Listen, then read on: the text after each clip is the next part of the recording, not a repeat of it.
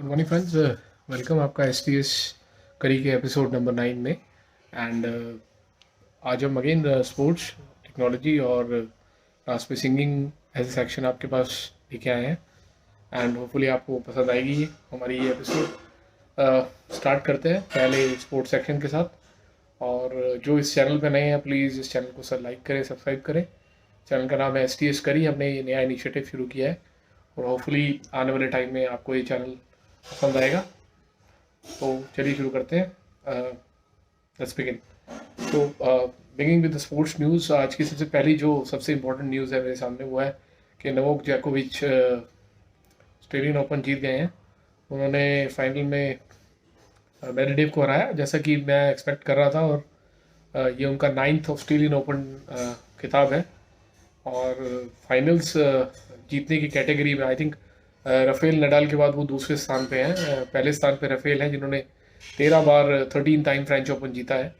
And Melbourne के king कहे जाने लगे हैं आजकल वो। तो आज ये 9th टाइटल उनके हाथ में आया है। एंड नोवाक का इन टोटल ये 18th ग्रैंड स्लैम है। और जो मुझे लगता है पीट सैम्प्रास के 21 ग्रैंड स्लैम को ये बहुत जल्दी ब्रेक कर देंगे, जैसी इनकी फिटनेस है, जो इनकी खेलने की क्षमता है आज के दिन में। और बहुत ही इजीली उन्होंने मेडवेडेव को 7-5, 6-2, 6-2 से हराया 3 सेटों में। सो आई वुड से कि एक बड़ी डिफाइंड परफॉर्मेंस दी और अपने को प्रूव किया कि आज के दिन की सदी में वो one of the 3 great players जो मैं बोलता हूँ, राफेल, रॉजर और तीसरे नंबर पे नोवाक।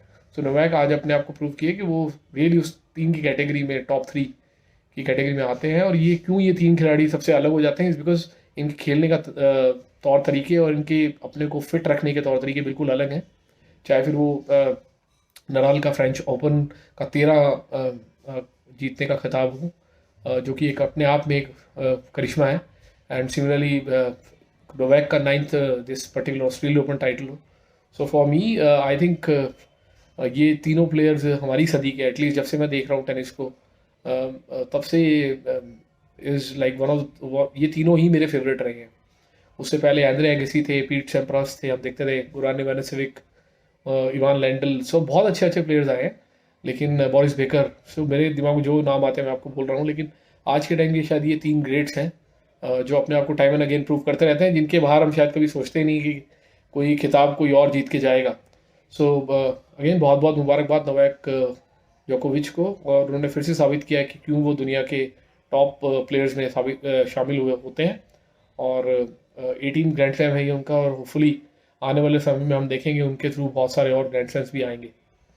नियोमी ओसाका ने, जैसे मैंने कहा था, कल अपना खिताब जीता था। उन्होंने जेनिफर ब्रेडी को हराया था और वो भी उनका 4th ग्रैंड स्लैम है। And I think Asian women super power in tennis वो निकल के आ रही हैं। और हालांकि ये उनका 4th टाइटल था, so we expect more to come from her. But anyways we will be waiting to see much from her in terms of tennis it goes around in Asian region. So बहुत बहुत मुबारकबाद उनको भी। So moving back to the next news which is regarding the T20 squad जो India ने announce की है अभी। तो आई मस्ट टेल यू, ये जो स्क्वाड है इसमें कुछ नए नाम आए हैं, जिसमें पहला नाम है सूर्य कुमार यादव। ये बंदा ऑलमोस्ट 4 साल से IPL में कंसिस्टेंट रहा है, more than 400 runs every time score कर रहा था। सो इसके लिए एक बहुत खूबसूरत अपॉर्चुनिटी है and he must be dilated कि उनको ये मौका मिला है। और आई थिंक वो खेलेंगे भी शायद T20 स्क्वाड में। एंड जो रनों को अंबार उन्होंने डाला है IPL में, उनको ये मौका उससे लेके आया है। I am very please to see के सिलेक्टर्स ने उनको आने का मौका दिया। दूसरे आई थिंक जो प्लेयर हैं वो मैं उनके बारे में कल बात कर रहा था, जिन्होंने मध्य प्रदेश के खिलाफ 94 बॉल्स में 173 की पारी खेली थी। ईशान किशन, आई थिंक मुंबई के साथ भी वो खेलते हुए बहुत अच्छी पारियाँ खेली हैं उन्होंने। और टाइम एंड अगेन प्रूव किया है कि वो एक पावर हिटर है और आने वाले टाइम में इंडिया को रिप्रेजेंट कर सकते हैं T20s में। और उनको भी मौका मिला है। So again congratulations to him. तीसरे player I think Bhuvneshwar Kumar, जो बीच में शायद इंजरी की वजह से बाहर हो गए थे, लेकिन अभी फिर उनको मौका मिला है और वो भी टूर्नामेंट में रिप्रेजेंट करेंगे 19 प्लेयर्स की लिस्ट के अंदर। और होपफुली उनको शायद खेलने का भी मौका मिले। और चौथे जो प्लेयर हैं वो राहुल तेवतिया हैं, जिन्होंने राजस्थान रॉयल्स की तरफ से बहुत सारी आक्रामक पारियाँ खेली थी लास्ट IPL में। सो उन्हें भी मौका मिला है। सो अगर मैं बोलूँ कि ये 4 जो प्लेयर हैं, ये नेमली मेजर चेंजेस हैं apart from the previous T20 squad.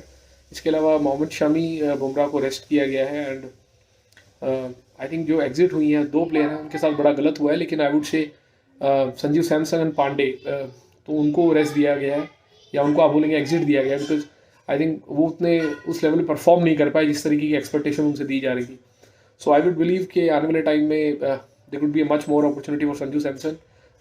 हालांकि मैं उन दोनों को कैपेबिलिटी वाइज बहुत अच्छा रेट करता हूँ। So let's hope for the best.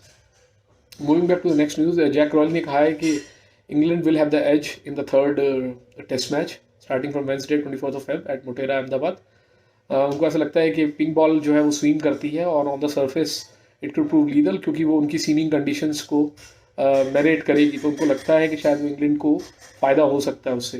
हालांकि नेक्स्ट जो न्यूज़ है इससे आगे वो इसमें ये निकल के आया है कि उसको मोटेरा में स्पिनिंग ट्रैक बनाया गया है इस पिच को, तो इंग्लैंड डिसअपॉइंट हो सकता है अपनी इस ख्वाहिश को लेके। एंड मैं इस चीज़ को आई थिंक यही बोलूँगा कि ये कंट्रोवर्सी होनी नहीं चाहिए। जब इंडियन प्लेयर्स वहाँ जाते हैं तो हमें वो सीमिंग ट्रैक्स मिलते हैं और हमारे प्लेयर्स भी स्ट्रगल करते हैं, तो अगर वो आके यहाँ स्ट्रगल कर रहे हैं तो सिर्फ बिना बेवजह हमें सिर्फ ये पिच का रोना नहीं रोना चाहिए, हमें अपनी स्किल्स को शो करना चाहिए। जब वो इंडिया सब कॉन्टिनेंट में आते हैं या सब कॉन्टिनेंट पिचेस पे खेलते हैं तो they have to show temperament against the spin bowling. तो वहाँ उनको ये नहीं बोलना चाहिए अगर वो नहीं खेल पा रहे या आउट हो जा रहे हैं कि हमारे स्पिनिंग ट्रैक्स हैं या दे आर अनप्लेबल ट्रैक्स। तो ये तो हम उनके बारे में भी बोल सकते हैं, जब ऑस्ट्रेलिया जाते हैं हमारे प्लेयर्स, न्यूजीलैंड जाते हैं, इंग्लैंड जाते हैं, इवन साउथ अफ्रीका जाते हैं। सो आई थिंक ये डिबेट यूजलेस है एंड आई एम होपफुल कि इंडिया बाउंस बैक करेगा अगेन दोबारा, दूसरा जीतने के बाद तीसरा फिर से इंडिया जीतेगा और वर्ल्ड चेस चैंपियनशिप में अपनी दावेदारी को पक्का करेगा। Moving back to the next news, Gavaskar साहब ने बोला है कि Ashwin might not play the ODI tournament with India now, which I really don't feel like, because मुझे ऐसा लगता है कि अश्विन बहुत ही केपेबल प्लेयर हैं और अगर आई थिंक वो ओडीआई में आते हैं we might get a chance to represent India as well. So let's hope for the best. I think Ashwin ने अपने को टेस्ट में तो प्रूव किया ही है, fully if he plays well तो he can knock doors on the ODI team format as well. Okay, so next is Ishant Sharma का 100वां टेस्ट मैच आने वाला है बहुत जल्दी, 96 टेस्ट मैच पे है वो, एंड वो आई थिंक ऐसा करने वाले after Kapil Dev second fast bowler बन जाएंगे इंडिया के। So we are waiting for Ishant to represent India in the 100th test. और आज के माहौल में जब बहुत सारे प्लेयर इंजर्ड हो जाते हैं तो ये बहुत ही टेस्टिमल है कि एक प्लेयर जो 100 टेस्ट मैच खेल गया हो और वो फास्ट बॉलर हो इंडिया को रिप्रेजेंट करने के लिए, तो it's gives a lot of confidence to other fast bowlers as well. तो we give all the congratulations to Ishant Sharma on completing 100 test. वो जल्दी हो जाएगा मुझे लगता है। इसके बाद अगर हम बात करें overall India England test match की, सो आपकी तरह मैं भी एक्साइटिंगली वेट कर रहा हूँ उस टेस्ट मैच की, और let's wait and watch India कैसा खेलता है। होपफुली हम अगर 3 पेसर्स के साथ जाते हैं और 2 स्पिनर्स के साथ, तो that will be a suitable format to go with that test match. But देखेंगे, जैसे हमें पता लगेगा हम आप तक न्यूज़ लेके आएंगे। Moving back to the technology news, आज वीवो S9e को स्पेक्स को लीक कर दिया गया। इसमें अगर मैं बात करूं आपसे कि 32 मेगापिक्सल का कैमरा है, 820 SoC डेमेंसिटी बेस्ड चिपसेट पे मीडियाटेक के रहेगा, 6.44 इंच की एमोलेड स्क्रीन रहेगी, 4100 mAh की बैटरी रहेगी विद 33 वाट फ्लैश चार्जर, 128 और इसके अंदर वेरिएंट्स जो रहेंगे 8256 के वेरिएंट रहेंगे। 26,000 के आसपास ये लॉन्च हुआ है। सो ये जो ब्रैकेट है 24-26 हज़ार की, 20,000 से ऊपर की, बहुत ज़्यादा कॉम्पिटिटिव हो गई आज के टाइम में। बहुत से अच्छे फ़ोन आ गए हैं इसमें, स्टार्टिंग फ्रॉम F62 अगर हम बात करें, Realme X7 Pro, X7 और MI10T की हम बात करें, तो बहुत से अच्छे फ़ोन हैं इसमें। तो आई थिंक उस तरीके से अगर देखा जाए तो मुझे लगता है कॉम्पिटिटिव मार्केट बढ़ती जा रही है। सेकेंड न्यूज़ की तरफ चले तो एप्पल ने अपना 6G रोल आउट करने के लिए इंजीनियरिंग पोजीशंस को अप्लाई करने के लिए लोगों को हायरिंग शुरू कर दी है। हालांकि इंडिया में 6G आने को मुझे 10 साल दिखते हैं फिर भी ये है कि उनका विजन 6G को लेके कितना क्लियर है और वो कहते हैं कि हमें वो 6G को रोल आउट करना है। सो आई थिंक एक बहुत पॉजिटिव न्यूज़ है कि अगर 6G पे काम शुरू हो गया तो होपफुली 5G भी इंडिया में बहुत जल्दी आने वाला है, ऐसा मुझे लग रहा है। तो let's keep our finger crossed and wait कि वो कब होता है। नेक्स्ट न्यूज़ है जियो, एयरटेल एंड वोडाफोन ने अपनी स्पेक्ट्रम डिपॉजिट फीस कार डाल दी है 5G की, और जिसमें जियो ने ऑलमोस्ट 10,000 करोड़ डाला है सबसे ज़्यादा। उसके बाद एयरटेल ने 3,000 करोड़ और वोडाफोन ने आई थिंक 474 करोड़। तो वो ऑटोमेटिक ही है, because Jio Reliance is a big company, so obviously उनका 10,000 करोड़ का जो उन्होंने डाला है स्पेक्ट्रम में, यही है कि शायद वो लीडिंग प्लेयर बनना चाहते हैं 5G को लेके। तो we will have to see, but I think उनका फ्यूचर ज़्यादा ब्राइट है compare to other vendors, but let's see. Going back, India में एप्पल आईपैड्स की प्रोडक्शन शुरू होने वाली है, एंड वहाँ से चाइना से वो लोग अपनी फैक्ट्रीज को उठा के यहाँ इंडिया में लेके आने वाले हैं, and hopefully will see lot of companies coming in. So let's hope for the best. Next news है, इन्फिनिक्स नोट 10 को लॉन्च करने के लिए बातें हो रही हैं, स्पेक्स लीक हुई हैं, जिसमें G90T पे बेस्ड होगा, एंड्रॉयड 11 8 256 GB, और मार्च में आने वाला है। मार्च में बहुत सारे फ़ोन आ रहे हैं, so hopefully will see lot of new phones getting launch. Redmi magic 6 new भी ये भी लॉन्च होने की कगार पे है, मार्च 4 के आसपास, नेक्स्ट मंथ मार्च में। 144 हर्ट्स का इसका स्क्रीन रिफ्रेश रेट रहेगा, 480 हर्ट्स का टच सैम्पलिंग रेट रहेगा, सो लिक्विड कूलिंग रहेगी। गेमिंग फ़ोन है ये all in all, so will see कि कितना अच्छा परफॉर्म करता है। उसके बाद अगर जो आखिरी न्यूज़ की अगर हम बात करें, तो Realme GT का एंटिट्यूड स्कोर आया है, so it is around more than 7,70,000। तो अमेजिंग। आई मीन ये स्कोर को एक्चुअली में देखना पड़ेगा कि कैसे कंपनी इसको रेट कर रही है, लेकिन होपफुली जैसे ये स्कोर आ रहे हैं तो मुझे लगता है कि आने वाले टाइम में जो हमारी कैपेबिलिटीज़ हैं हमारे प्रोसेसर्स की, तो it is going to touch sky, और आपके जो फ़ोन्स आज से पहले जो चीज़ें नहीं कर पाते थे, वो उससे शायद 100 गुना ज़्यादा कुछ कर पाएँ वो चीज़ें। So hopefully we will wait for this particular smartphone to come down. ये आज की मेजर टेक्नोलॉजी न्यूज़ थी। संडे का दिन है, आई थिंक आप सभी लोग एंजॉय कर रहे हो अपने दिनों घरों में।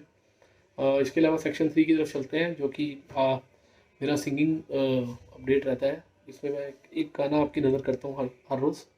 आज ये गाना आई थिंक जो मूवी है उसका नाम आशिकी है, और बहुत ही मेलोडियस सॉन्ग है कुमार सानू की आवाज़ में, तो होपफुली आपको पसंद आएगा। Thank you.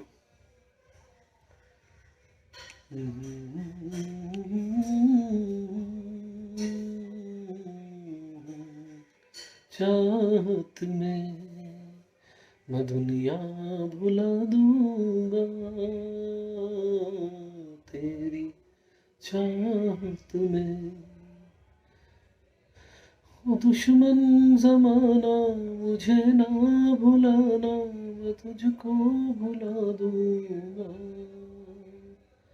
तेरी चाहत में मैं दुनिया भुला दूंगा, तेरी चाहत में, तेरी चाहत में।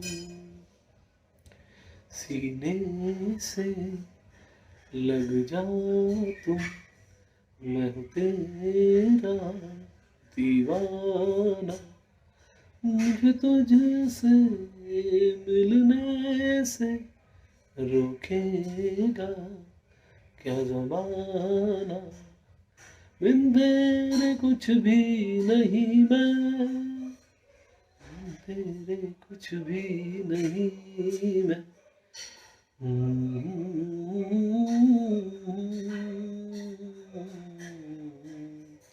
चाहत में मैं दुनिया भुला दूंगा, तेरी चाहत में। थैंक यू फ्रेंड्स, बहुत ही मेलोडियस सॉन्ग है, होपफुली आपने लाइक किया होगा, आप पसंद करेंगे इस गाने को, और ऐसे ही इस चैनल को सपोर्ट करते रहे, लाइक करते रहे, और हमें मोटिवेट करें कि हम हर रोज़ इस एपिसोड को कंसिस्टेंटली आप तक पहुंचाते रहें with sports, technology and singing in a curry to you. So please इस चैनल को सब्सक्राइब करिए, STS करी, अपने फ्रेंड्स को शेयर कीजिए, लाइक करिए, एंड हमें मोटिवेट करते रहिए। Thank you.